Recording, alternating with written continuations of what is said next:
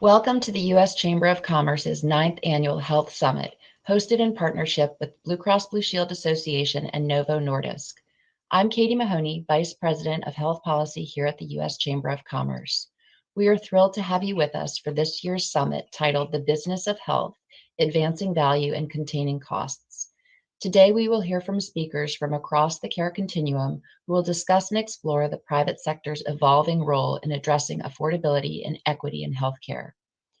Every year, the Chamber's Health Summit convenes key stakeholders to examine the dynamics of healthcare and the people, ideas, and technologies that are leading the way toward greater private sector innovation. I'm glad you've joined us for this important discussion today to better understand how businesses are improving health outcomes by increasing access to quality, cost-effective care for their employees and American consumers. In addition, part of our program this year will focus on efforts to address the greatest risk factors for chronic disease, obesity and mental illness, and how employer-sponsored coverage and ongoing access to primary care can help close the gaps to treatment and improve outcomes. The need for and the importance of this is clear, with approximately 90% of the nation's $4.1 trillion in annual healthcare expenditures being spent for people with chronic and mental health conditions, according to the Centers for Disease Control and Prevention. And now, to kick off the program, it's my pleasure to turn it over to our first moderator, Doug Holtz-Aiken, President of the American Action Forum, who will help lead a discussion with Dan Mendelsohn and Sean Robbins, focusing on the significant role that employers can and do play in driving our health system to greater value.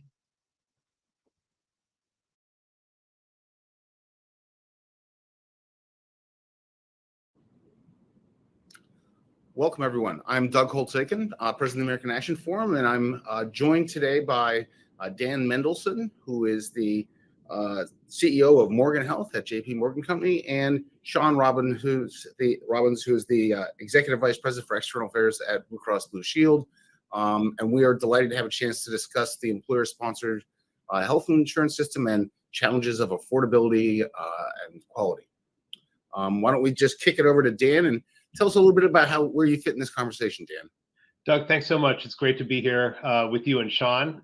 So Morgan Health is a group within JP Morgan Chase, and our mission is to drive innovation in employer-sponsored healthcare. And we're focused on health outcomes, affordability, and importantly, health equity. We're investing off of the JPMC balance sheet. We have an initial allocation of $250 million to invest. And we are a strategic investor. Our goal is to drive health system improvement, not only within our four walls, but also for 150 million Americans who have employer-sponsored healthcare. And Sean, how about tell us a little bit about where you fit into our conversation? Well, Blue Cross Blue Shield is a relatively well-known household name across America. We've been helping finance and help people navigate healthcare for the better part of 90 years now. And we cover 115 million Americans today. And I think over those years, our journey has transitioned from just being a financer of care back in the early days to sort of a navigator, if you will, of helping trying to straighten the path for most Americans.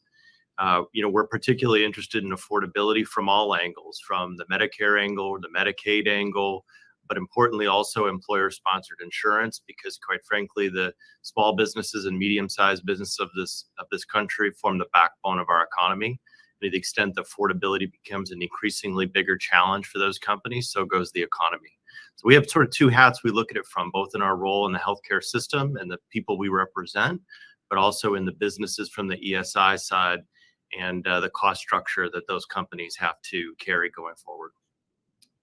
Dan, I wanted to get you to drill down a little bit more on the notion of affordability. I mean, you describe yourself as a strategic investor trying to drive innovation, and certainly the conversation in America now is about affording things.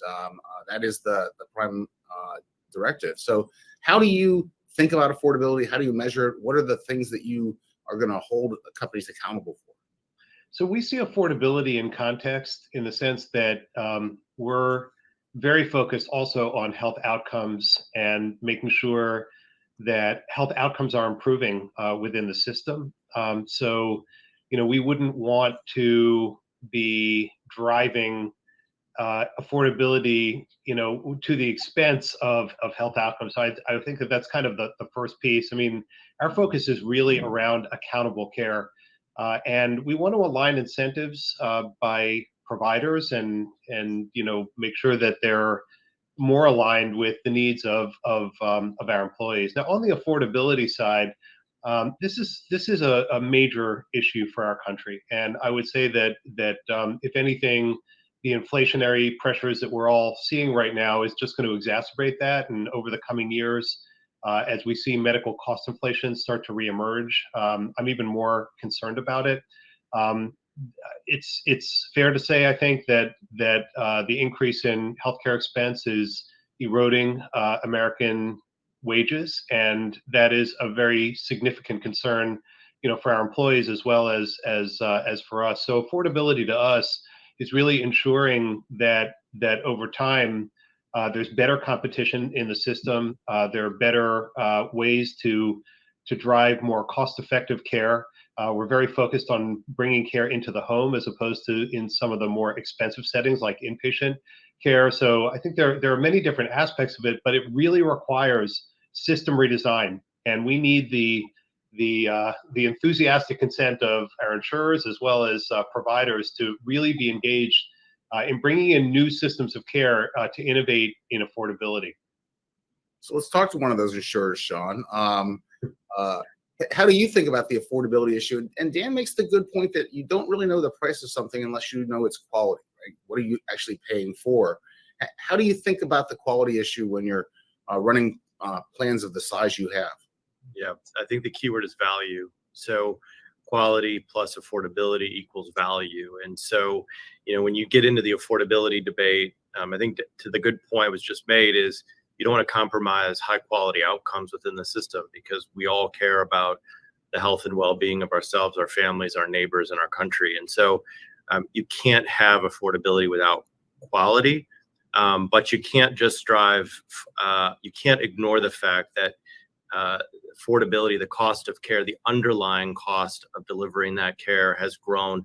In fact, in some cases, out of reach for some Americans, and already increasingly out of reach for a greater number of them as we go forward.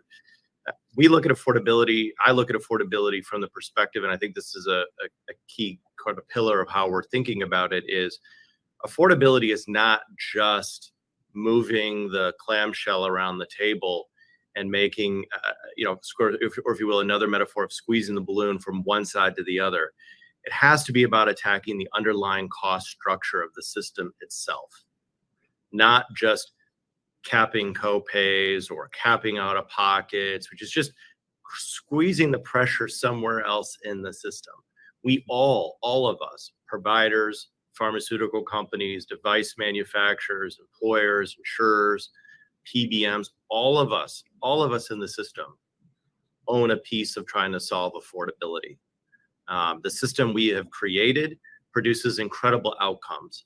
One of the things we need to fix going forward is also affordability. And it isn't just going to be one part of the healthcare system that does it. It's going to have to be all of the players of the healthcare system that does it. And that forces us to change, I think, how we have this conversation from just sort of trying to push attribution somewhere else to all of us owning it together. So where I sit in Washington, D.C., healthcare is typically viewed as a policy problem, and in particular, a federal government problem. That's the entity that's going to somehow redesign the system and deliver high quality, affordable outcomes. That may not be the right way to think about it. So what does the private sector uniquely have and can provide to this effort to come up with a system that works to deliver higher value across the board? Sean, why don't you take a shot at that, and we'll talk to Dan. It's a great question, and I appreciate the sentiment of the question, because frankly, when the Blues were created 90 years ago, it was a private sector solution. It was a consumer-driven solution that kicked this off. And I won't go into the history and the story of it, but it was a very grassroots, ground-up orientation around how do we pay for and access care together as individuals and as organizations. I think where we are today in the year 2022 and where we need to go going forward, I think about it sort of three buckets today in terms of the private sector driving solutions. And I caveat it with saying At this point, it's very much a public-private partnership, the healthcare system we've created. So it's not to be naive and Pollyannish about it. It is a partnership. But I think the private sector part of this has to be reemphasized. Number one, I think sort of to Dan's earlier point, I think there is a real need to change the incentive structure of how we pay for care. The words value-based arrangements have gotten thrown around for many years, but in essence, what that big word or says is are we paying for outcomes, not just paying for volume? We have traditionally been structured on a fee-for-service system. You do more tests, you give more treatment, you get more money. That has driven some of the affordability issues we have today. We have got to increasingly move the system towards value-based arrangements where the payment structure is for patient outcomes and value, not just volume. So that's a first tenet of it. The other piece of it, I would say, is the transparency piece, which has increasingly emerged over the last few years. Now, it is not a silver bullet unto itself, but I think it touches this third piece of this, which is data and consumer tools. The more data that we have available, the more individuals own their consumer data and have access to that data in an accessible, seamless way, the more likely it is that we're able to train and equip individuals and their families to make more empowered decisions for themselves. And over time, that means more consumer-driven decisions, understanding where to get the care, what the quality outcome of that care is, and yes, importantly, them having visibility and transparency into what the cost of that care is, if they're in a situation where they can actually make an elective choice ahead of time. That's not true in all situations, but it should be more often than not that consumers should be able to have that. So transparency and the data drives the development of innovation and consumer tools that allows them to make those empowered decisions. And if we're paying providers in the system in a way that's driven around value and outcomes and not just volume, I think those three things come together. Those are three unique things that the private sector can do to actually make good on its affordability promise going forward.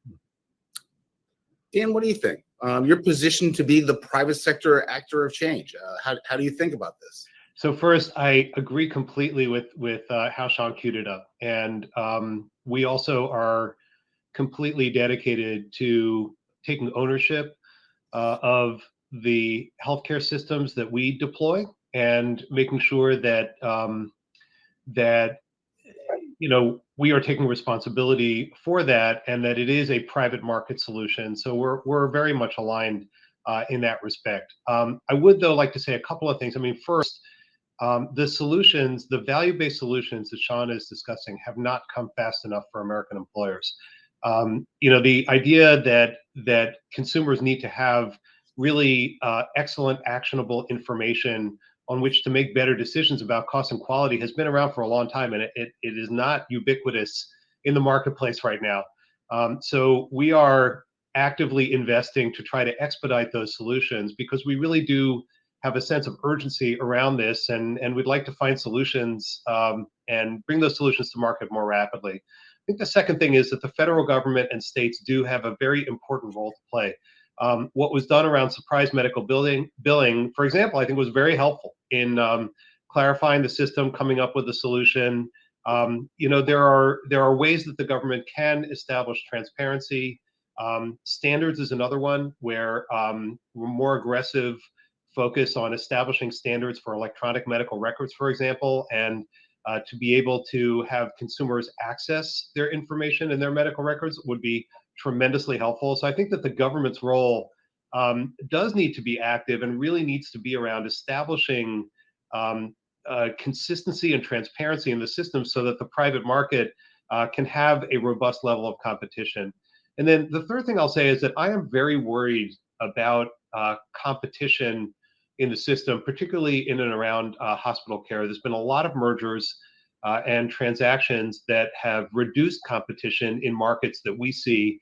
When you go from 4 hospitals to 2, prices go up, and it's really problematic. And I really do think that we need a different framework for thinking about competition in the system and a very close application of that framework to make sure that we continue to have competitive markets in this country in healthcare. So I guess I want to push you a little bit further on the where the employers fit in this. ESI is the most important form of insurance in the United States. It's about 180 million people, and the vision Sean laid out is one where the workers are empowered as consumers of healthcare, and off they go. And it sounds like maybe if you're a large self-funded plan, you, Dan, are trying to get that plan and that employer to be the agent of change. So who's got the controls here? Is it the workers or is it the employers? Both? Well, I think, from my perspective, any good healthcare system has to be consumer centric. It is about an individual making decisions and making choices for themselves and for their families. So, with respect to that, we are very aligned. But make no mistake about it, there is a buyer here, and the buyer is, for 150 million Americans in this country, is an employer. There are large employers, jumbos like us, and then medium and small size employers, and employers need to expect more of the care that they are buying on behalf of their people, and that is really kind of the way that we're framing things. And I'd say that the other thing that we're doing is investing to make sure that employers have choices that are more accountable in markets where they're not seeing good options. So that's kind of another aspect. And I think the other thing is that in many cases, insurers are reluctant to enter into aggressive contracts with providers because they want to establish very, very broad networks. And that sometimes works to the disadvantage of consumers if you really want to drive competition into the system. So there is a role for employers to play here. And I'll say kind of one more thing, which is that, having founded, built, and grown a small business before taking this position, I'm very sympathetic to the fact that when you're growing that business from 50 employees to 100 employees to 200 employees, you don't have either the time or the inclination to focus on health policy. You have to rely on your insurer to be providing the innovative solutions. So a lot of what we are doing is also trying to bring these new tools and technologies to bring better digital healthcare and to move more care to the home and to bring lab testing out of the inpatient setting into the home. These are the kinds of tools and technologies that we believe can really reduce cost over time, and that's really where we're focusing our time and energy. Sean, I think we got a couple reactions I'm looking for you. Number one, do you see the same issues with the quality of competition that Dan's worried about?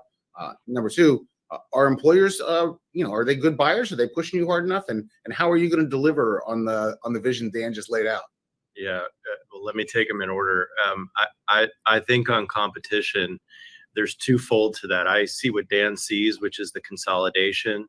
And consolidation, at least the data would tell you, has not led to increases in efficiency and affordability. They've actually, in some cases, led to higher prices across the board.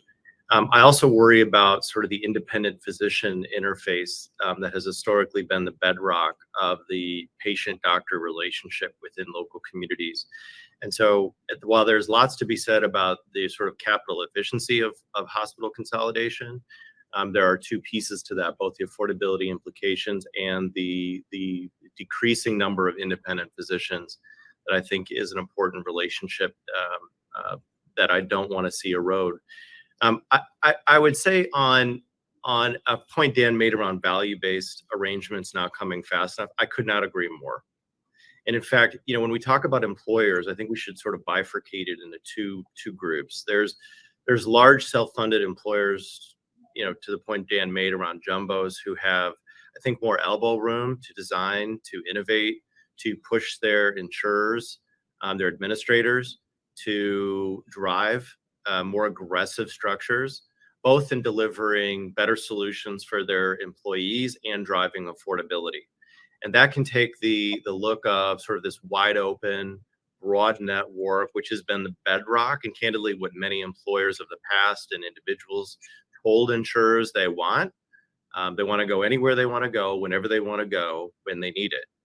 That has a cost to it, as Dan said. So driving your administrator or insurer to to make decisions around value-oriented networks that can have affordability implications while still driving towards quality outcomes and value.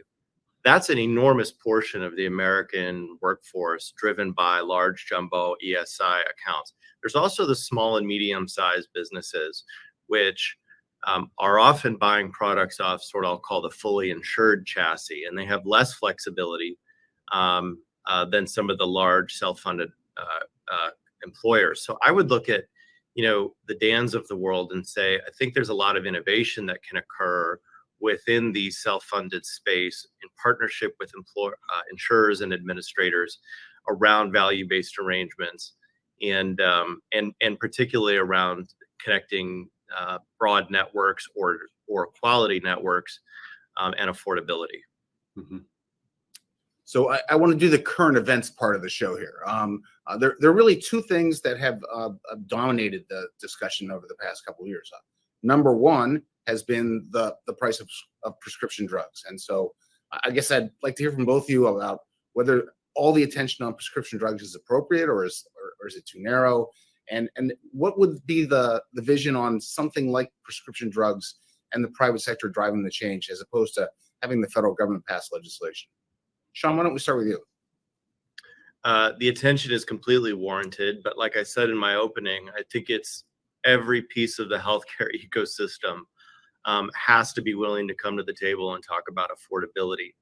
Right now, up to 20% of the premium dollars that the average consumer pays is somehow embedded in pharma and pharmaceuticals.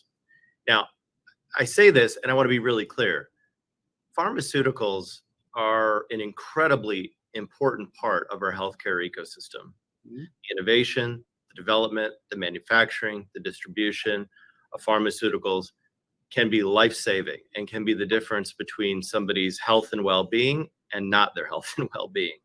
That being said, it does constitute an incredibly large portion of the healthcare spend in this country, and it has to be part of the total affordability equation going forward. It can't just be pointing fingers at someone else and saying, well, don't look here, it's not the problem. It is part of our affordability challenges that we're all going to have to come together and solve going forward. When I think about where the private sector can lean in and where I think there's actually great work beginning to be done in partnership between pharmaceutical companies, insurers, even pharmacy benefit managers, is looking at how we can structure payment for particularly these targeted gene therapies that are coming down the pipeline that have high price tags at the outset, that we aren't necessarily as a system paying for them in volume, but we're paying for them in quality and value over time, patient outcomes. So that is an application of the value-based arrangement structure that we've traditionally, up to this point in this conversation, been talking about. Dan and I have been talking about from the, I'll call it the provider, hospital, physician lens, actually applying it to the pharmaceutical space and saying, as those, what I'll call miracle drugs, come down the pipeline and have a high price tag, can the system afford to pay for it in the same way it's paid for care in the past, which is on a volume transactional basis, or do we need to rethink how we pay over time for patient outcomes for the promises that these drugs make to the patients? That can be a place where I think the private sector can play a really important role if the stakeholders are able to come together. I think that's a really, really important point. Dan, how's that sound to you? Well, I'll start my answer to the question by just articulating our deep appreciation for medical science and for the innovation that has come out of the pharmaceutical industry over the last decade. I think most of the advances in medical care are coming out of the pharmaceutical industry, and it's really important to maintain kind of a robust level of innovation and competition in the system. When we survey our employees, the cost of pharmaceuticals is usually the number one issue that they have with respect to affordability. And we're spending right now about 25% of our dollars on pharmaceuticals, and it's going up.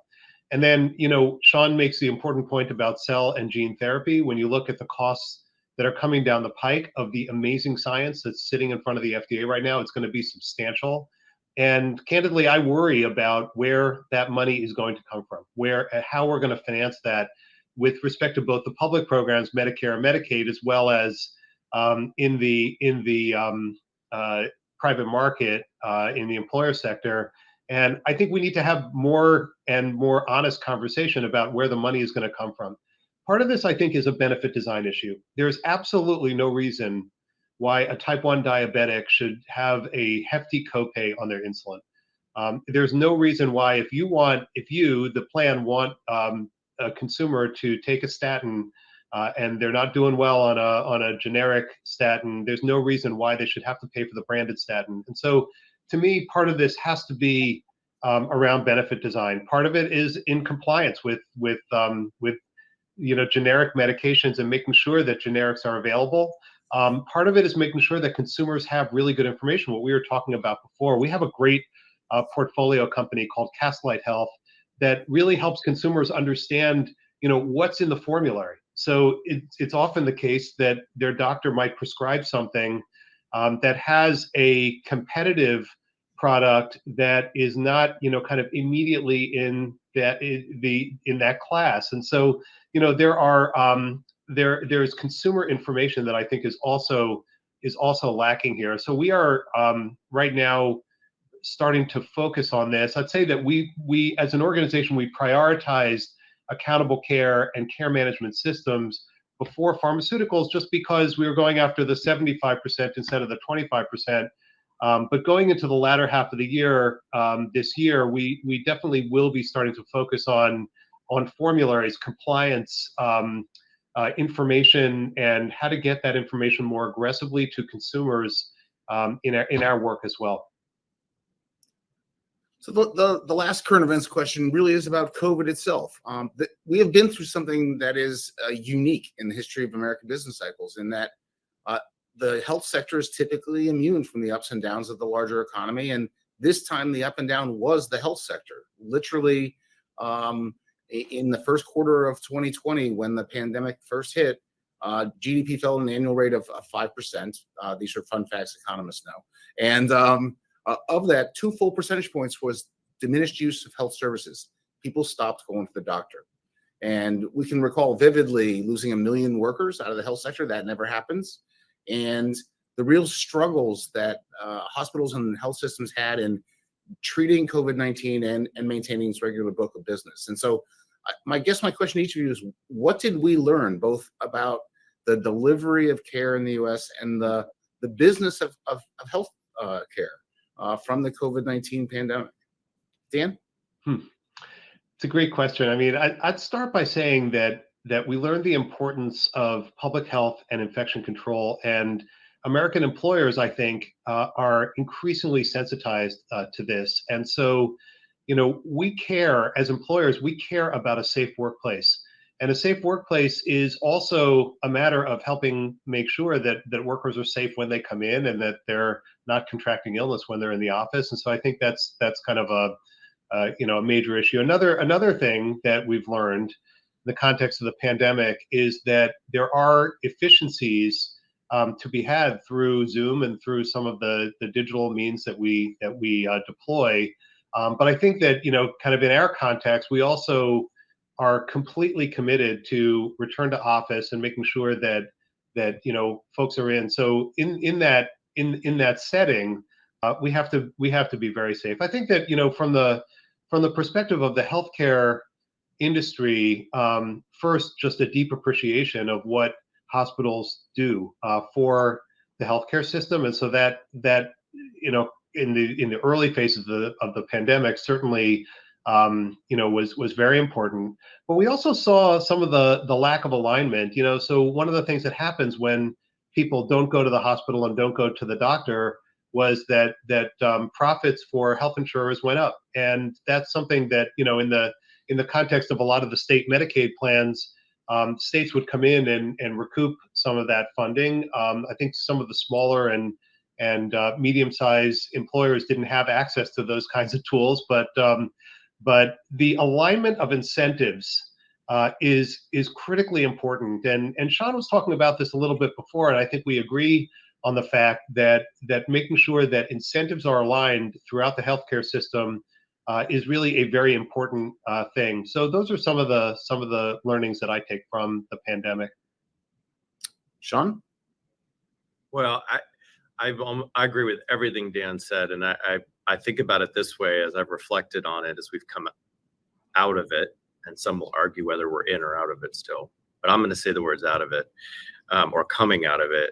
To me, it exposed how the system is still and was still fighting the old wars of the 20th century healthcare system, as evidenced by the telehealth utilization increase, the success of telehealth, and yet the antiquated state by state, both physician credentialing, practicing across state lines, laws and regulations that were still in place that were but virtue of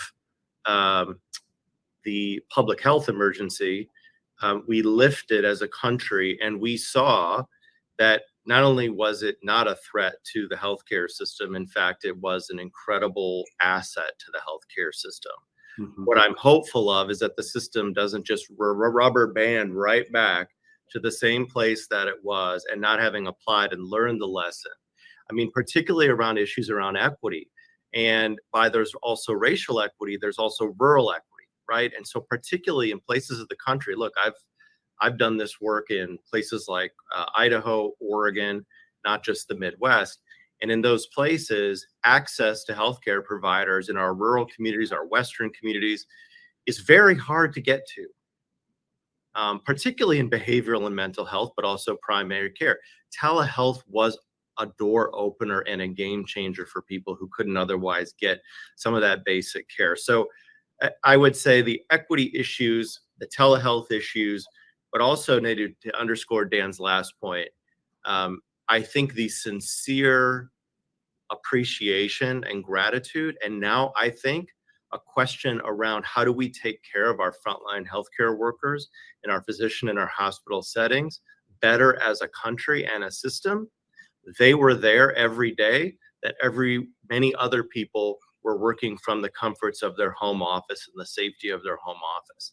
We have to think differently about those workers and how do we support them in that ecosystem of them, both the supply of those workers and also the health and well-being of those workers going forward. Thank you. That's terrific. We're getting close to the end, so I want to give each of you a chance to give a closing remark on the unfinished agenda. What other partners do need to be pulled in? What other levers have you identified that really would make the business of delivering high quality, high value health a reality in the United States? Sean, why don't we start with you and then we'll go to Dan. Well, what I appreciate, my answer to that would be consistent with both our audience, the host, the U.S. Chamber of Commerce, and even Dan as a participant on this co-panel. Look, before I did this work, I was a Secretary of Economic Development for a governor out west. And I will tell you, I have seen this work through the lens of the business community, the private sector, CEOs and their workforces. And I think oftentimes, and Doug, you actually asked this question beautifully, we often talk about healthcare policy and affordability from the perspective of a sort of a DC out lens and perspective. I think beyond the pharmaceutical manufacturers, beyond the hospitals, beyond the physicians, the insurers, the PBM, the medical device manufacturers, which is sort of the ecosystem of stakeholders that are often in this conversation, I really, really think it's important to not lose the voice. In fact, to amplify the voice of business and the economy as part of this. Because at the end of the day, if we don't fix affordability as a country, it will increasingly be carried on the backs of the businesses that employ all Americans. It will increasingly crowd out innovation, investment, workforce, and hiring. It is an imperative. It is not just a fun policy think tank topic. It has real world implications to business. And I think it's really, really important we bring the voice of the employer to the table more often than not. Dan, the final word. I think Sean set me up very well, and I agree completely, especially, around the voice of the employer. And, we are completely committed to working in the private market system to improve it and to drive those improvements. I think that we all have a common interest in that, and that at bringing these tools and technologies to the market is critically important. I'd say that one of the basic principles that we've established is collaboration. We have a lot of wonderful health systems and providers and technology companies in the U.S. that are strong, and we are enjoying working in partnership with them. But the thing that I think really does need to change is this alignment and driving towards accountable care, and to have employers expect more of the health systems and the providers and the insurers that they're working with, and that we all really have a common interest in that. I think that if anything, it's going to accelerate because we're moving into an inflationary period right now. We see inflation in energy prices and in food prices, but what usually comes after that is inflation in healthcare prices, as the labor sector catches up to goods and services that are kind of the initial inflationary shock. So having solutions that are accountable, that are lower cost, that have really strong quality is critically important for American business right now. So that's really kind of where we're focused. Well, my thanks to both of you. My thanks to the Chamber for sponsoring this conversation and to the audience for joining us today. And I encourage you to have a big virtual round of applause for our panelists. Thank you. Thank you, Doug. Thank you, Dan. Good questions.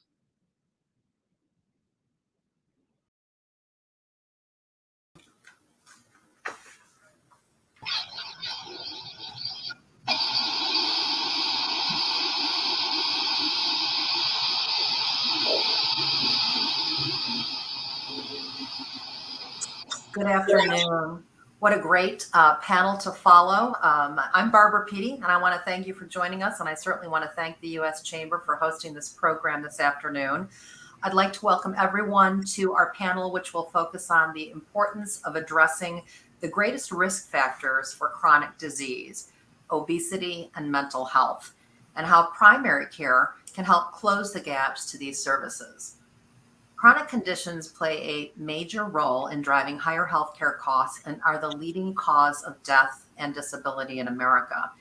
And this rising prevalence highlights the importance of addressing chronic diseases proactively before they take hold through education and prevention.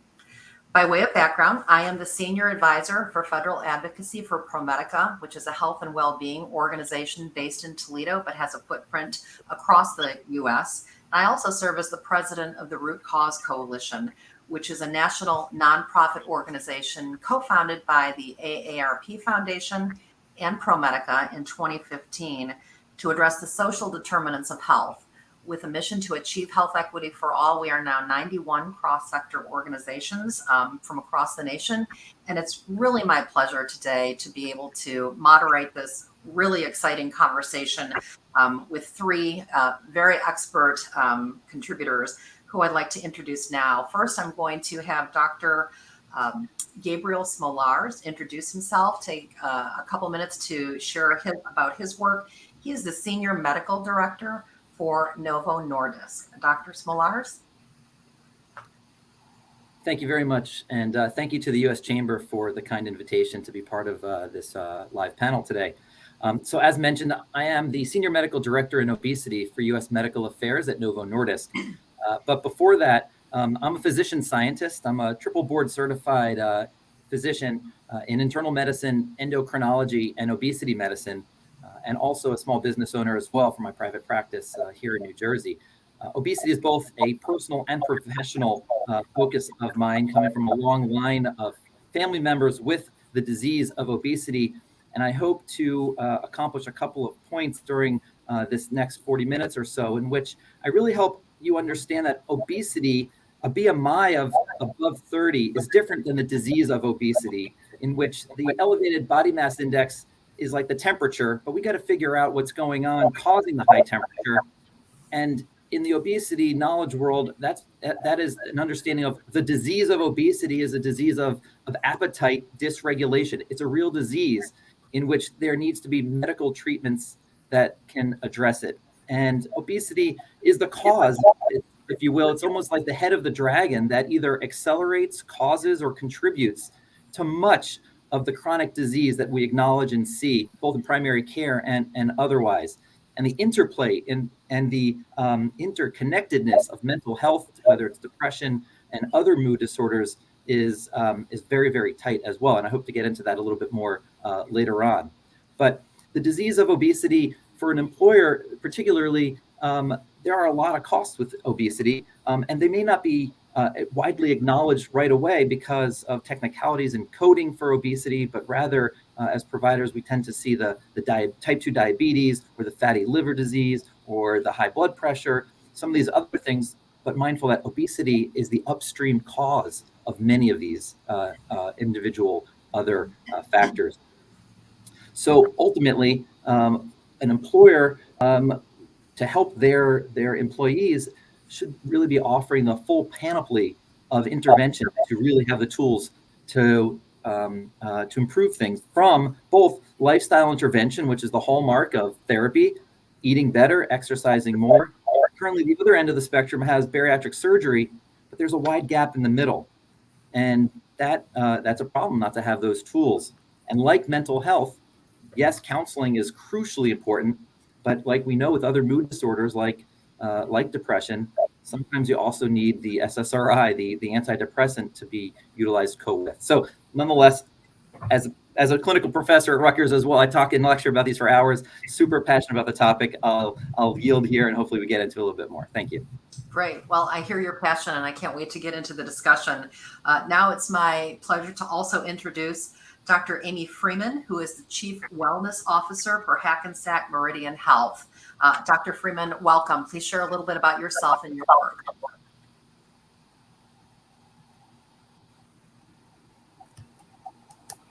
Hi, good afternoon, and thank you. It's really a pleasure to be here.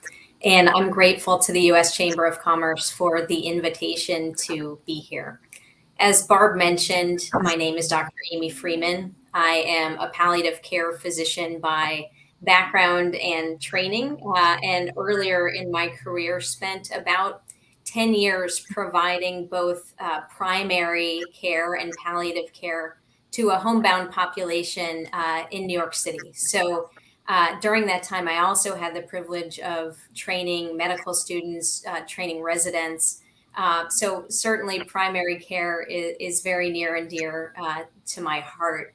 My current role is serving as the Chief Wellness Officer of Hackensack Meridian Health, which is a 17 hospital integrated health network up and down the East Coast of New Jersey. And in that role, I also serve as an assistant professor of medicine for the Hackensack Meridian School of Medicine. I'm really excited about this discussion this afternoon, and really I'm coming at it from the lens of mental health, both from the perspective of an employer and how do we manage the mental health of our team members, but also how do we focus on the mental health of our community. So looking forward to a great discussion. Thank you, Dr. Freeman. I really appreciate it. Appreciate your time. And then to round out our panel, we are also joined by Susan Ellender, who is the Principal Vice President, Client Relations for Associated Benefits Consulting. Welcome, Susan. And like I said, we're really looking forward to this conversation. And I think we've got a nice complement of panelists. So share a little bit about yourself and the work that you do. Thank you so much, Barb, and thank you to the U.S. Chamber for this opportunity to be here on such a distinguished panel today. As Barb said, I am a principal with Associated Benefits Consulting. So I'm going to talk to you today with from two perspectives. One of that is as a very small business owner, and the other is as a consultant to thousands of businesses that are members of membership organizations, chambers of commerce, or aggregators of businesses, particularly in the small space where we work with them to provide robust benefit solutions, whether those are all primarily health insurance or they are other ancillaries, dental, vision, etc., but all geared to predominantly small employers. We all know there's lots of definitions of small employers. Most of that is 2 to 500 employees. Well, within this very small market, and I'm going to say, as NICS says, or the North American Industry Classification System says, there are more than 14 million micro businesses. That's between 2 and 9 employees. You can imagine that pool of employees just in that little tiny market is enormous. And I believe sometimes those smaller employers get overlooked when we talk about how we can change chronic conditions. And in my opinion, we have to look at that market if we are going to change and improve our health conditions with those are in our country, and certainly in the state of Louisiana where I am. And in our 30 plus years of working with the Louisiana Association of Business and Industry, we have seen quite a lot of changes within the small group market. So, for example, in 1994, there was certainly no virtual care. We've seen changes as far as how small groups are rated. We've seen some benefit erosion. We have seen where we could have enhancements on other products like dental and vision. We've seen an increased need of digital benefits and in bringing standalone offerings to help small employers provide big business benefits. As a small employer, I understand the challenges of trying to stop and prevent chronic conditions. Basically, the benefits for a very small employer are existential benefits rather than a true dollar amount benefit. So maybe some replication from the session prior to this panel that I found very interesting. And I am excited about being able to talk about this further. Thank you, Barb. Well, thank you, Susan. I really appreciate it. Like I said, I think we've got just a great blend of experts here. So let's jump right into it. We've got a good half hour to kind of do a deep dive into these issues. So I guess the first question that I have for all three of you, and Dr. Smolaris, I'm going to ask you to maybe start us off. Preventable chronic conditions are a major contributor to increasing health insurance premiums and employee medical claims. These costs are continuing to grow, and we heard that in the last panel as well. What's the one thing that you have observed in your respective roles that could most help address the prevalence of chronic conditions? And if we know that change could make a big difference, why hasn't it happened? So, Dr. Smolaris, like I said, let's start. Great question. So the answer starts with the medical realization that the disease of obesity, actually, excess weight, is a major contributor to chronic disease. Pretty much, I can't imagine a patient with, say, high blood pressure with extra pounds goes to their primary care doc, and in addition to the dietary recommendations of you should lose some weight as well, or if it's fatty liver disease, or if it's chronic back pain due to excess weight, or osteoarthritis of the lower extremities. There are many, many conditions that are commonly treated and a part of the chronic disease compendium that are largely due to excess weight. And the prevalence of obesity is rising so rapidly in this country, but around the world as well, regardless of socioeconomic statuses as well and geographies. It's Northeast, Southwest, all over the country. And so acknowledging and realizing that treating the upstream problem can improve the downstream consequence. So whether it's a lipid guideline suggesting a dietary intervention and weight loss, whether it's a PCOS guideline suggesting weight loss to improve fertility and other endocrinologic components, weight loss is generally a major part.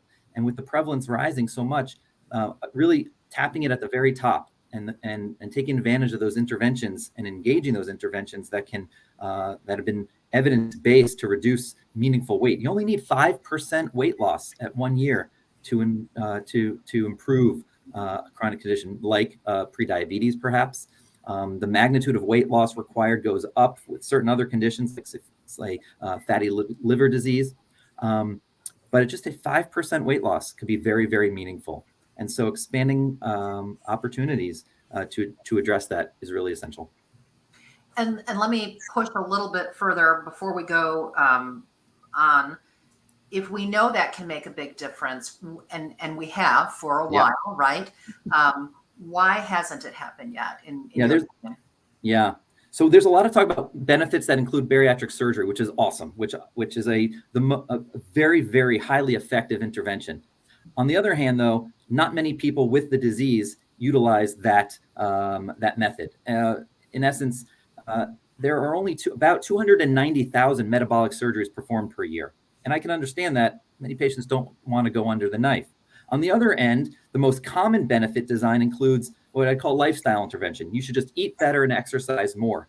But the disease of obesity, like mental health, let's just use depression, for example, if you have a chemical imbalance causing the underlying depression, or schizophrenia, more black and white example, a neurotransmitter chemical imbalance, there's no amount of therapy, talk therapy, that will fix and rebalance the neurotransmitters. That's where, whether it's antipsychotics in my example or an SSRI in my depression example. The disease of obesity is similar, and there are indeed medications that can treat this appetite dysregulation. See, unfortunately, in the disease of obesity, your body gets signals that you're hungry, even when the gas tank is not empty. You get these signals to the brain that are coming from the gut and from elsewhere in the body saying it's time to eat. And it's like a faulty gas gauge in the car. You just filled up at the gas station and yet your light is on. And what do you do if the light is on? Well, that invokes the behavior. I better go fill up. That unfortunately is the disease of obesity. And it varies. Some people there's genetic variability why some populations, some people, you look at a slice of pizza and you gain 5 pounds. Then there's other people very lucky. They can eat the whole pizza and they don't gain any weight. And that's just a genetic disposition that is just given, and that is interacting with the environment. That just bellies the argument again that obesity is this underlying dysregulation of appetite, and it's amenable to pharmacotherapy, just like maybe blood pressure medicines for high blood pressure, cholesterol medicines when the body thinks the cholesterol level should be higher. Those are all disorders of dysregulation, and mental health and depression are interconnected. And COVID made this all worse as well. And I think we'll get into that a little bit. But essentially, we got to treat the disease, the medical disease, with medical interventions, and we need access to the tools. If we don't have access, if the provider, I say I as a physician, if we don't have access to the tools, how are we expected to make any dent? If I can't treat the cancer without chemotherapy, in my hypothetical example, in a way. Right. Again, there's no amount of, you shouldn't smoke to prevent lung cancer, but if you have lung cancer, we need access to chemotherapy, radiation therapy, et cetera, et cetera. Great. I really appreciate that answer. Dr. Freeman, really same question, and also your thoughts on what Dr. Smolaris has shared. So I think he makes an incredibly strong point in that we have to address the entire person, right? It's patient-centered care. And when we think about obesity, we need to think about obesity in the same way that we think about any other chronic disease. And that's by really addressing the whole person and all of the factors that may lead to that disorder. So I think he really makes some important points about that. Wonderful. And Susan, let's have you round out this question before we jump further. I think it's the personal incentives, and from an employer standpoint, it is to have them have the ability to help their employees, to give them support in whether that's time off to be able to have the surgery, if that's to be there to offer in therapy, in office therapy, or digital health and counseling and things like that. I don't think we have seen enough of that uptick yet, and I think that's just from fear particularly from an employer, as well as their lack of, from the small employer, lack of financial incentive to do that, that I think has been taken away. Great, thank you. So, Dr. Freeman, in your role at Hackensack Meridian, you lead programs that are aimed at improving overall experience of both clinical and non-clinical care team members across the entire network. Tell us a little bit more about your wellness initiatives that you've established to optimize employee well-being, and also as it pertains to mental health and addressing those needs as well. Yeah, absolutely. I'd be happy to do that. I took the role of the Chief Wellness Officer in January of 2020. And I will tell you that at that point, burnout in healthcare was already a tremendous issue. And as I took on the role, I really thought of it as a role that is focused on removing operational barriers to be able to improve experience. So I'll give you a couple of examples of that. One would be, as providers, we spend 2 hours documenting for every hour of patient care that we do. And that's a problem. The clerical burden that crushes healthcare team members is really a big issue in terms of the experience that we have. And so certainly those were really high on the list. Mental health was on the list. But I will tell you that over the last 2.5 years, what has occurred is that I have really spent almost all of my time and energy focused on improving access to mental health resources and decreasing the stigma associated with care-seeking behaviors. And the reason for that is obviously the COVID experience. I probably don't need to tell this group, but our team has had just tremendous repeated trauma over the last couple of years.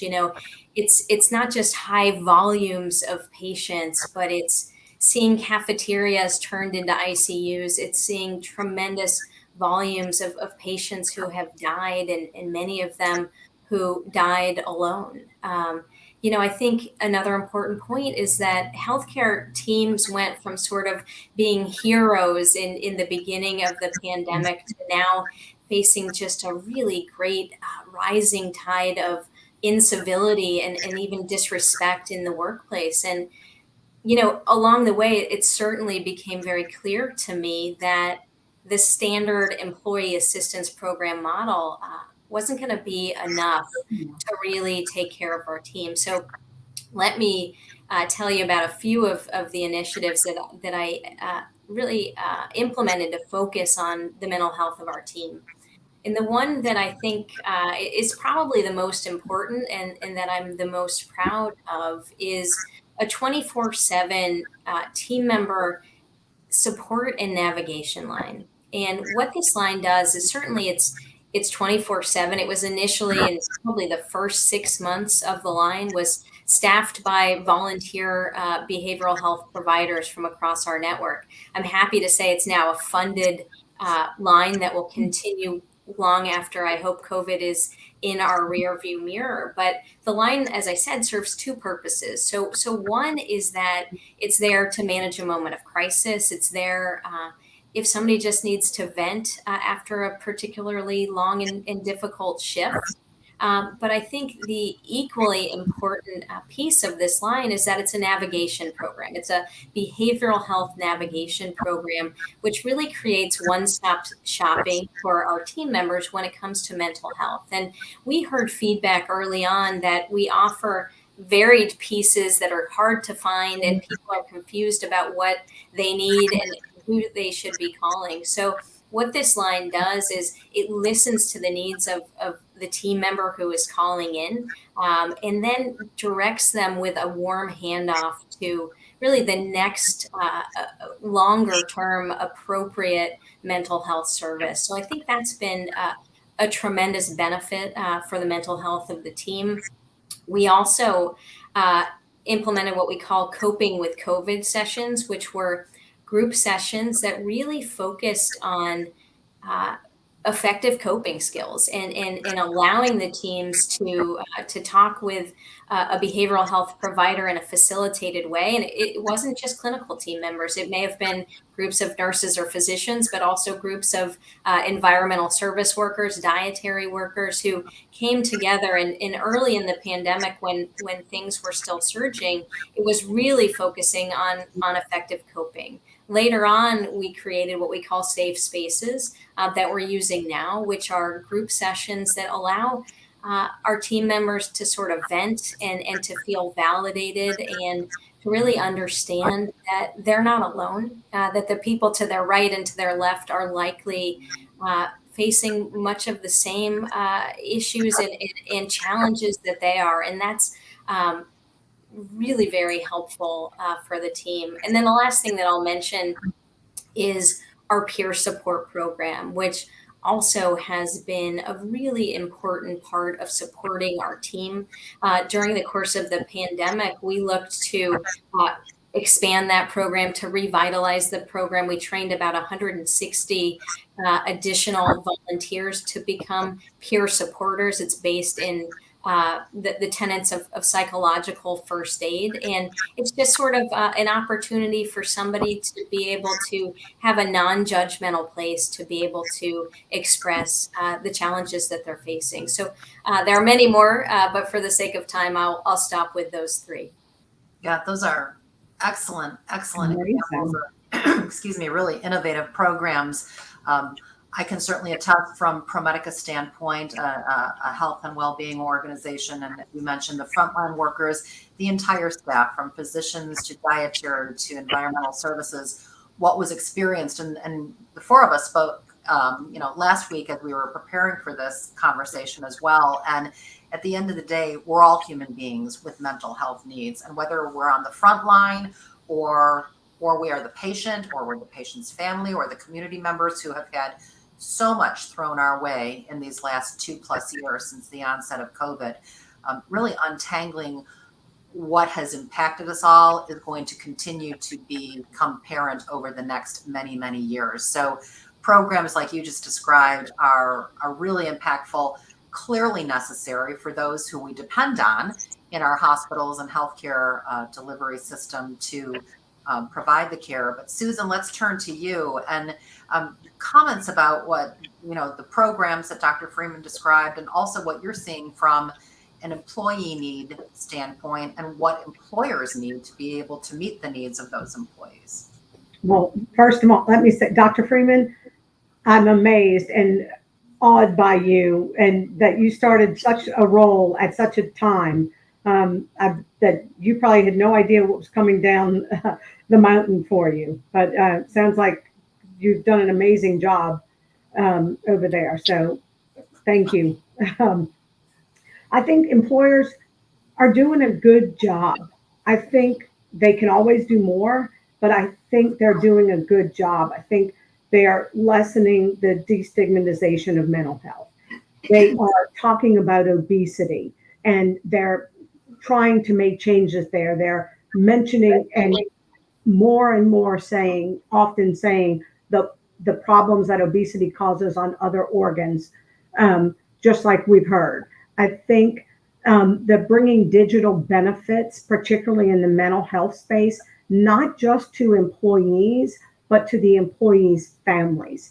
Because if you have an employee has a situation at home that is acute, it's going to affect that individual employee and hence the business, particularly in the small business space.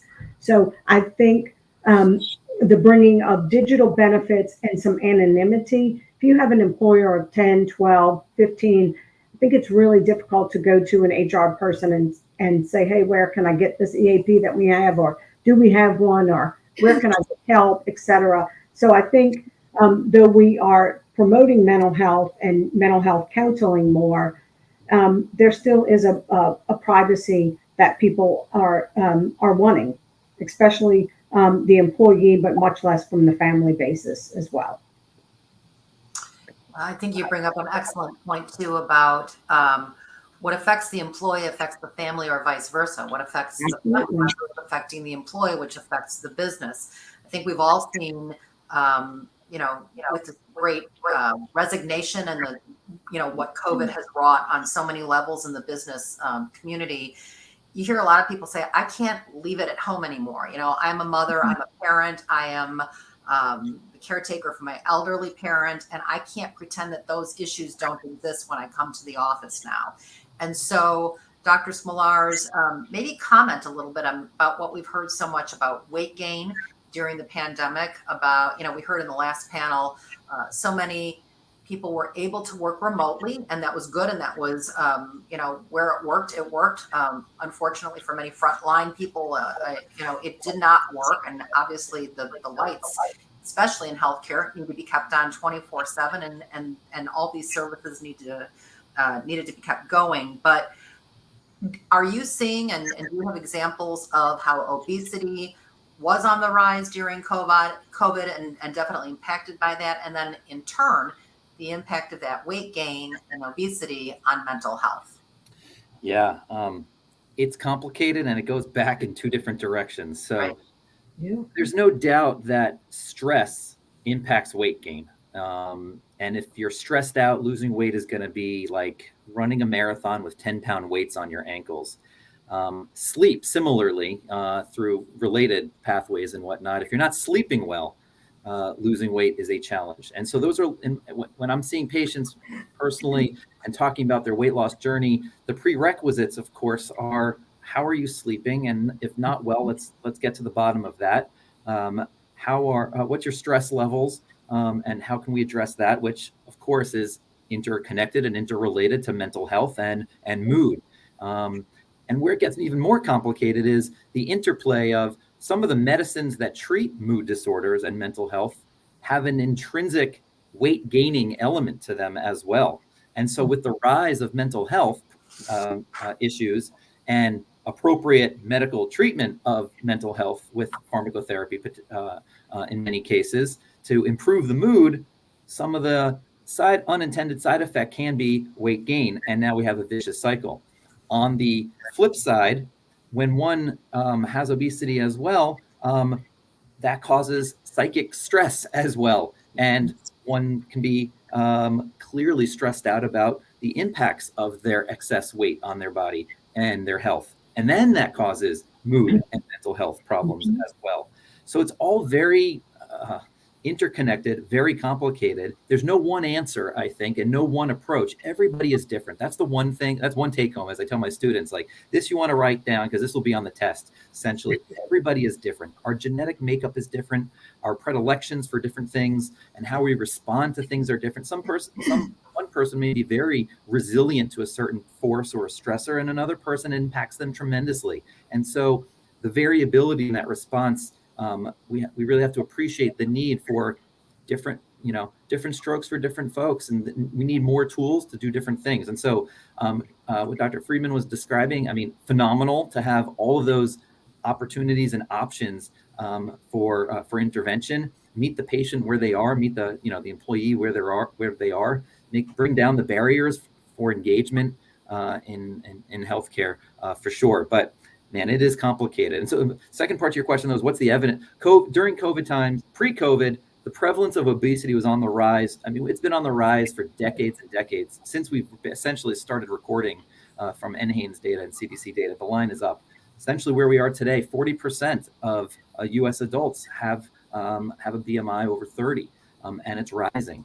COVID accelerated that. So the slope of the line increased as well in general. And there's evidence for that in peer review, whether it's a JAMA Open Network 2021 or the Journal of Nutrients in 2021 as well that looked at this. And whether that's because, again, people are stressed out. One way you feel better when you're stressed is to eat. Eating makes you feel better. It hits that dopamine. Or you're at home. We're under isolation, and you're at home and you're not getting out as much, or maybe that's sun, or it's very variable, many different reasons. Thank you. I knew we were going to just blow through this time, and I'm thinking every response, I'm thinking of a couple more questions. But as I listened to each of you, ProMedica CEO Randy Ostra and many of his colleagues across the nation who also head up hospitals and health systems have said for a long time, we really need a new model of care delivery. And it needs to be inclusive of more understanding and addressing and encompassing mental health, more understanding of prevention, and again, kind of getting our roots into prevention and public health, not discounting any of the advances that we have in today's modern delivery of medicine, and also accounting for the social determinants of health. And real quickly, I'd like to go around to each of you and maybe get your take on, what is the role not only of hospitals and healthcare, but of physicians, the insurance providers who are part of the healthcare industry as well. And one of the ways we describe it, it's a round table, right? No one could be sitting at the top and having the full weight of it come down to their shoulders. It really is about prevention, about appropriate intervention. And it also then, if you're going to talk about intervention and prevention, we have to talk about access for everyone. And Susan, maybe start with you from an employer perspective.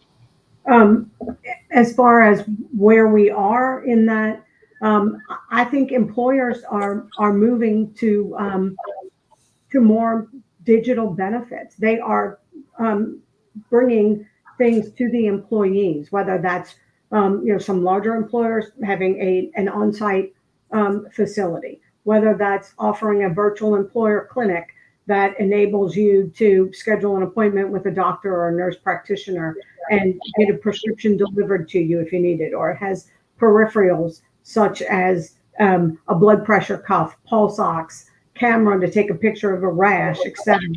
I think that's where employers are working with providers, even in the small group market, to improve access to care. Whether that's primary care, in addition to mental health services and to some non-insurance benefits as well, and rounding out that whole person care. Great, thank you. Dr. Freeman, thoughts on maybe that new model and, the insurance company's role, kind of what it's going to take to get to where all of you have the vision and what you're all working on and seeing that, we need to be taking steps to get there.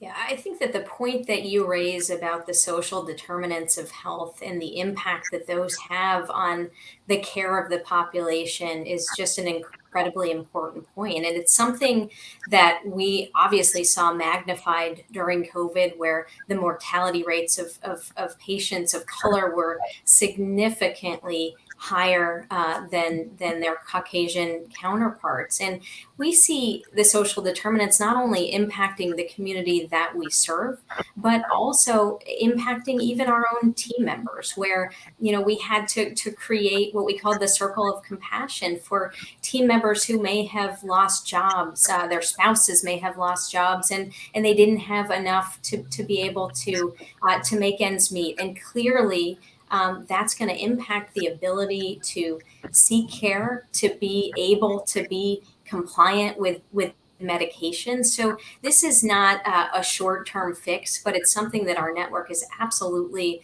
committed to doing. We actually are very focused around diversity, equity, and inclusion, and how do we do a better job reaching the communities around us and helping people to engage with their own health. So I agree with you. I think these new models of care have to include the payers, the providers, and the patients, and they need to be patient-centric without a doubt.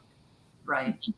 And I think it was you, Dr. Smolaris, who said we need to be where the patients are, meet them where they are, and meet the community where they are, right? Let's see how we can stop having it be that point of crisis at the emergency center door or provider offices or in the acute care setting, and to be in community and what is the role. And I think it was you, Dr. Freeman, who also said, as we've learned so much during the pandemic, we have to be very, very intentional not to let a pandemic recede and then all the knowledge and the spotlight that so many of these issues have finally been pushed out into the open.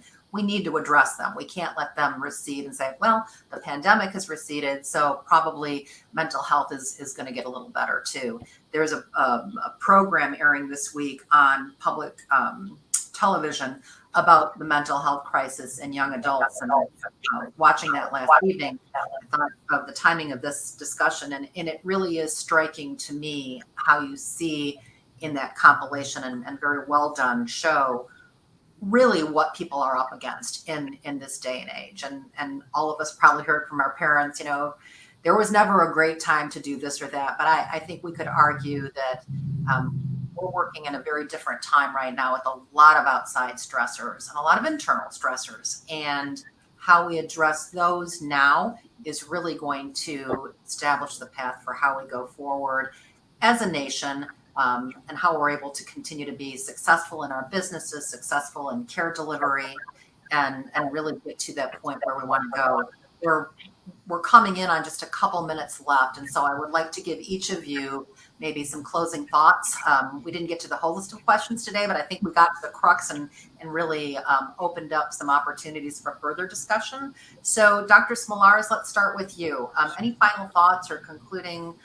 Yes, super quick. I totally agree. We could have this panel going on all day, which is wonderful. And you beat me to it about the PBS special, which I think it's in 2 parts as well. So yes. There's a second part. Hiding in plain sight. It's fantastic. Just the last comment I would really want to make, and on the coattails of what you were talking about, essentially when we're talking about health equity and meeting patients where they're at, again, everybody is different, and for health equity means access, that everyone should have access to different tools that fit their need. And when I'm thinking about, again, from my perspective, both as a patient, as a business owner, as a provider, and yes, I work in pharma to help make the innovative medicines as well. I want to make sure both my patients, myself, have access to the tools that they need. And unfortunately, health plan benefit design is fairly outdated, and I think is getting in the way of the optimal outcomes, especially when we look at the outcomes long term. I mean, yes, I focus on weight. It's hard for me to show an absolute economic benefit for weight loss in just a few months. The true benefit is bending the curve on chronic disease, but it may take a year or 2 or 3 to see that ultimate benefit. Although there are some shorter term benefits and maybe perhaps presenteeism, absenteeism. But benefit design is a bit outdated. And frankly, I don't blame it, because there's the fen-phen days and some of the other medicines of the past that may have caused concern. But we're in a new era of understanding innovative medicines that really are getting to the root of this appetite dysregulation that I've described earlier. And unfortunately, for instance, Medicare Part D excludes anti-obesity medicines. And that's super unfortunate because they're the trendsetter for private payers as well. So when I see 10 people come in the office for excess weight, want me to do something, my hands are almost tied in right. many cases. And it's unfortunate and frustrating for them and for me to help them. Great. Thank you. I appreciate that. Susan, let's go to you next. I would echo everything that Dr. Smalls did.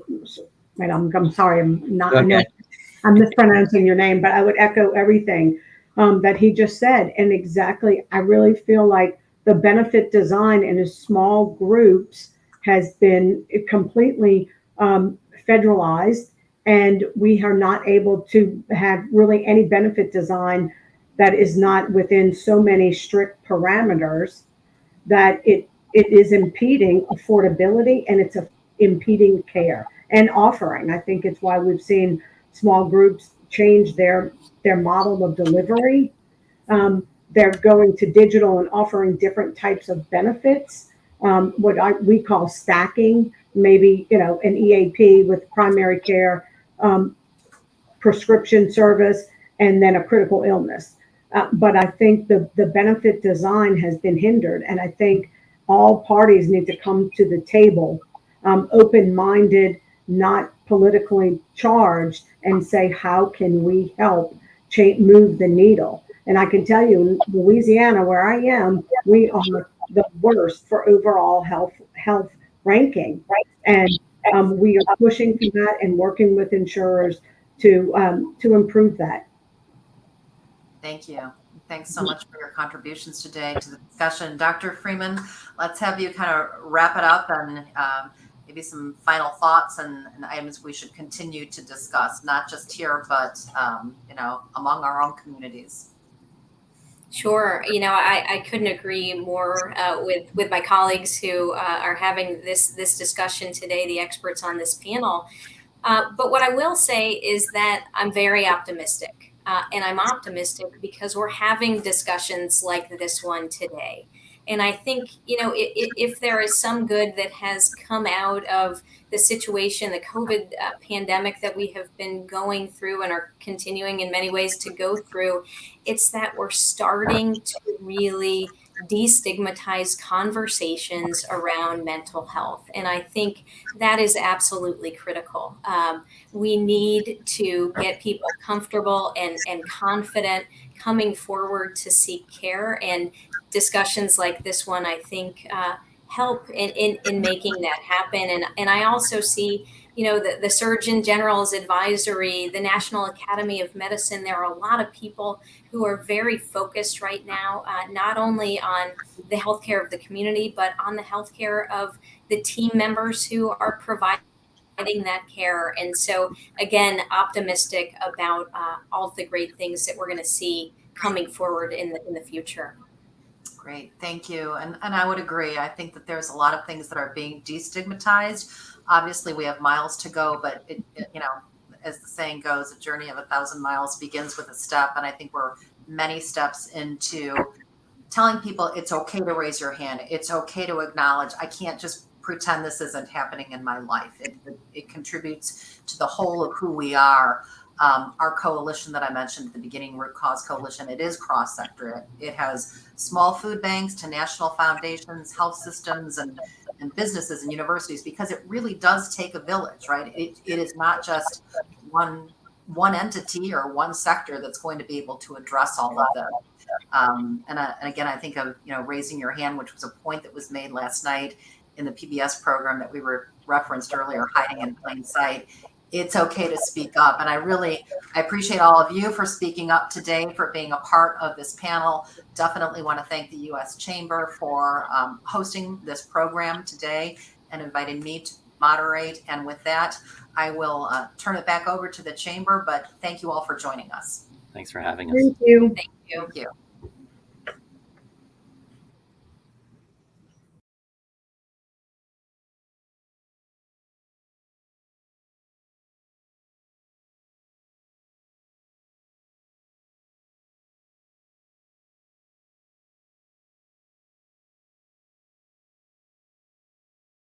Hello, everyone. I'm Lisa McLaughlin. I'm the co-founder and co-CEO of Work It Health. Work It Health is a digital addiction care company that I co-founded in 2015 with Robin McIntosh. We provide virtual addiction care that is whole person, that is discreet, that's private, that's available from your phone, and that covers individuals across the life course and across all forms of access in terms of Medicaid care, Medicare, commercial care covered patients. The care is polychronic that we offer. It's basically everything that you would get from a rehab within your pocket from a mobile experience. We've been doing this work since 2015. So one of the things that brought Robin and I together to do the work is that we're individuals in long-term recovery who saw a ton of friends and family fall through the cracks of the traditional addiction care recovery system in between the years of 2000 and 2015 when we started the company. And since the opioid epidemic sort of started to hit headlines, we have seen just enormous consequences in terms of lives lost. Last year, over 107,000 lives globally and nationally. We've seen more lives lost to the opioid epidemic than we've seen lost to COVID, which really shows that this has become a leading cause of death for Americans, really stripping a position long held by accidental car incidents and things like that.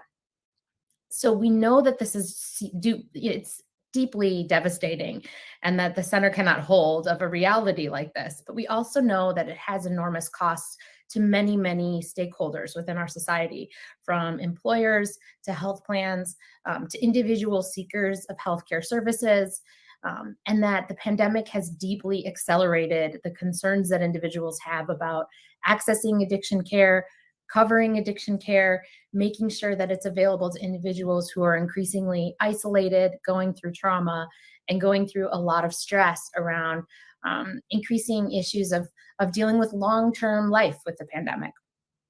And so with Robin and I, we set out really to solve a few problems. We had seen a lot of people pass away.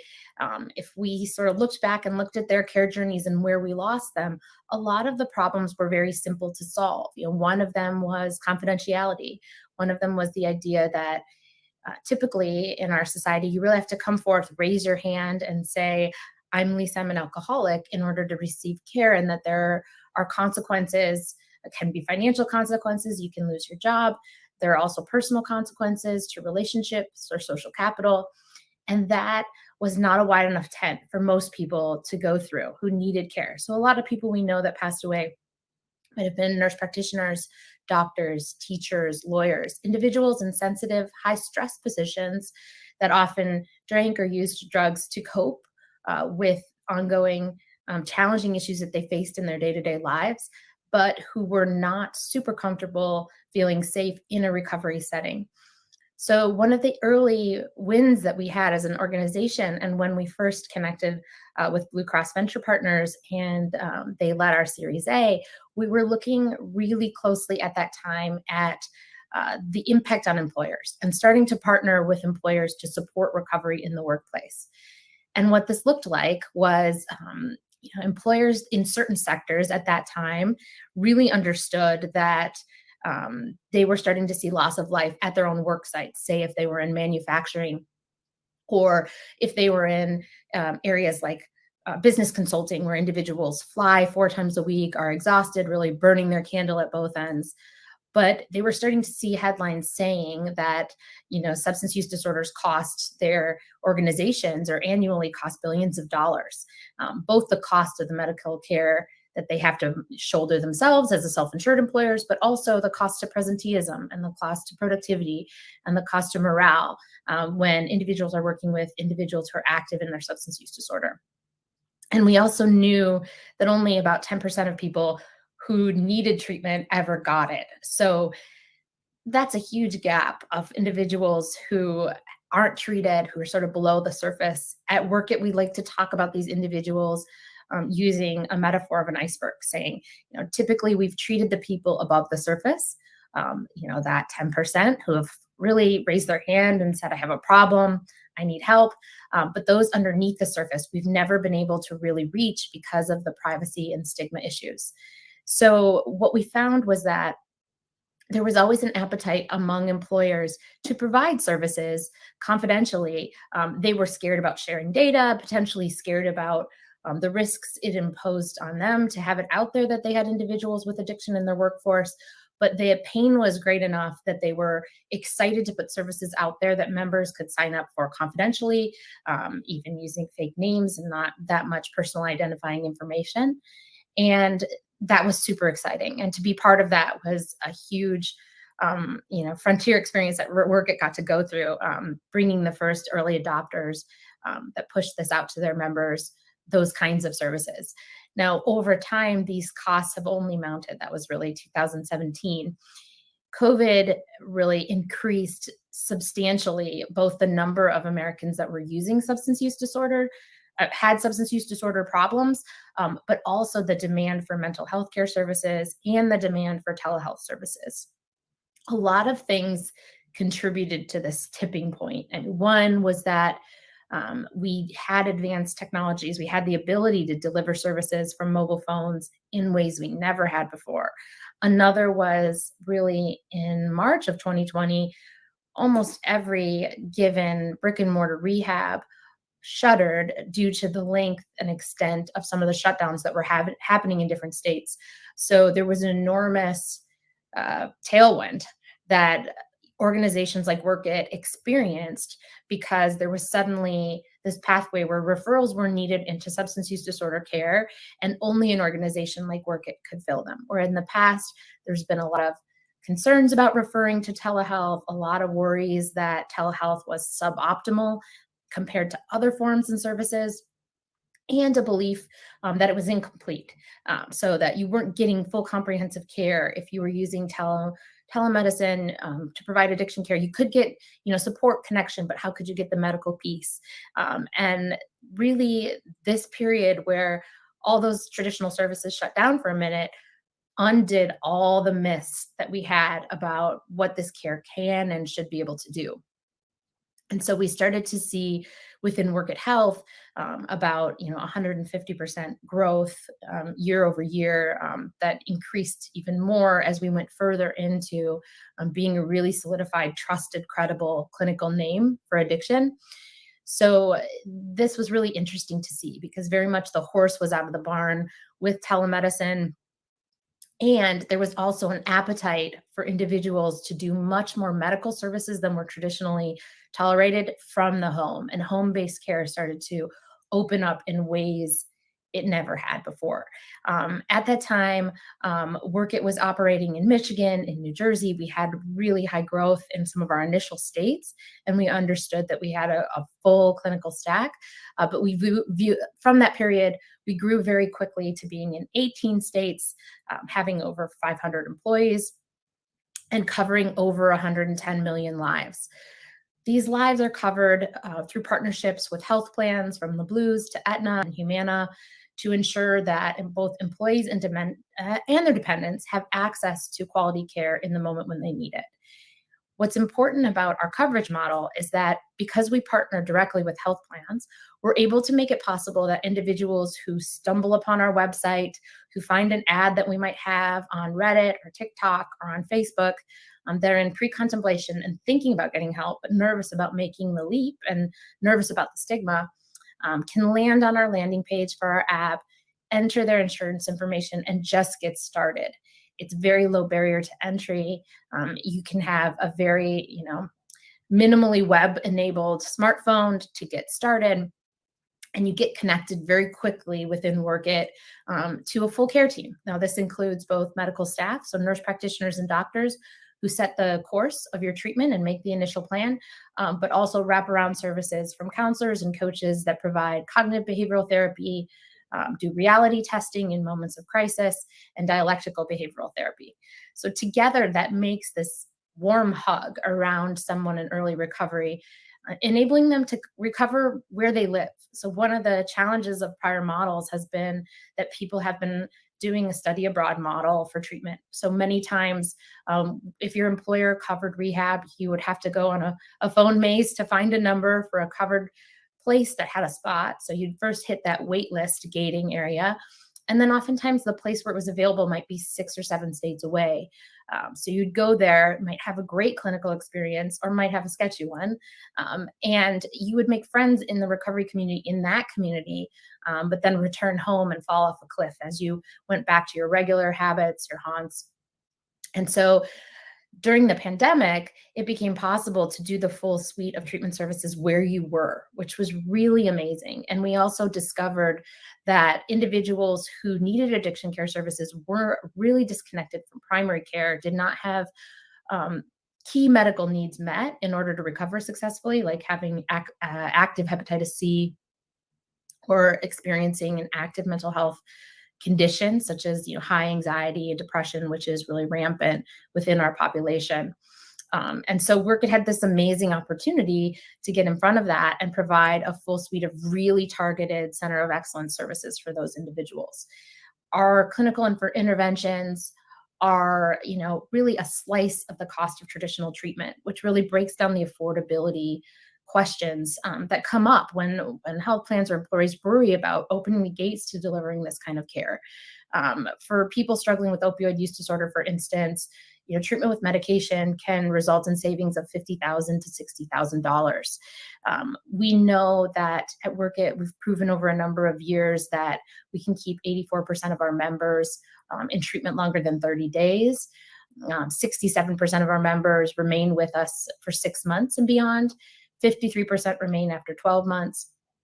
And patients are honest with us because it's a harm reduction model. Patients tell us what they're taking and what's in their system 91% of the time, which gives us a great foundation to have trust and be able to meet other care gaps that those patients might have.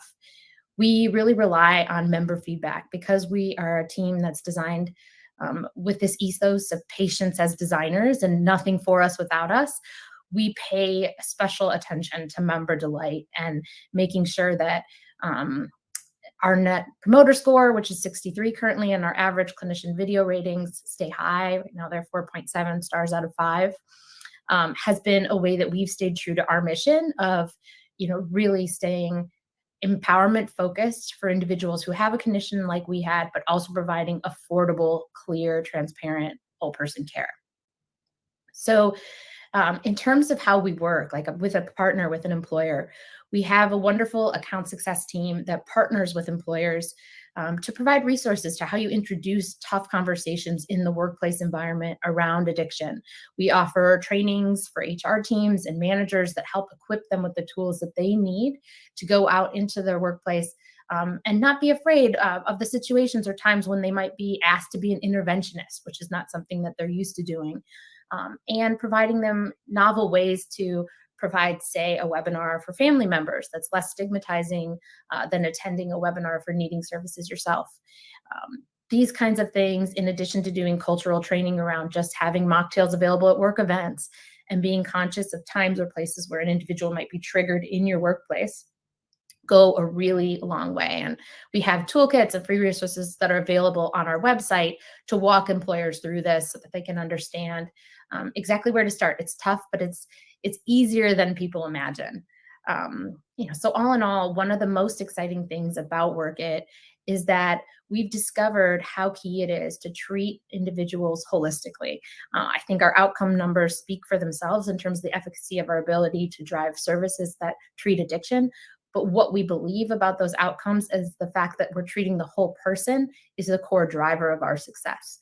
So when today 70% of our members receive treatment for depression and anxiety, we're seeing the validation of that concept that if you meet people where they are with harm reduction focused care, you're going to get them to a great future in 6 months or less, and give them a pathway to recover over the life course. We really encourage individuals to look at recovery much more like they would look at a lifetime with diabetes as a condition that's managed, that goes through periods where there are triggers, ups and downs, but that the evidence is clear that if you provide a great foundation and knowledge to the patient, then even if they wibble, wobble, kind of have recurrences, we'll be able to get them back on track without the really expensive episodes of care that have driven so much waste and access in our environment.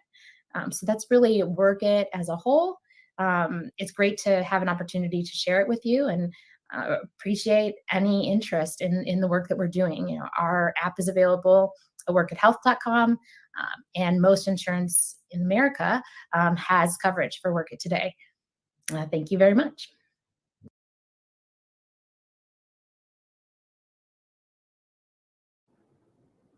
On behalf of the U.S. Chamber of Commerce, I want to thank our speakers, moderators, and our sponsors, Blue Cross Blue Shield Association and Novo Nordisk, for helping make today's event possible.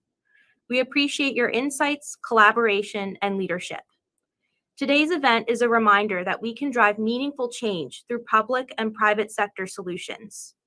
For our chamber members who joined today's discussion, I invite you to become more active in 2 important health initiatives: our campaign to protect Americans' coverage together, and our Equality of Opportunity Task Force to advance health equity.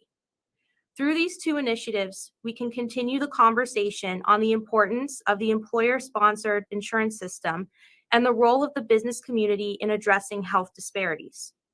For more information on our health policy work and to access the event recording, please visit us online at www.uschamber.com. Thank you for joining us today.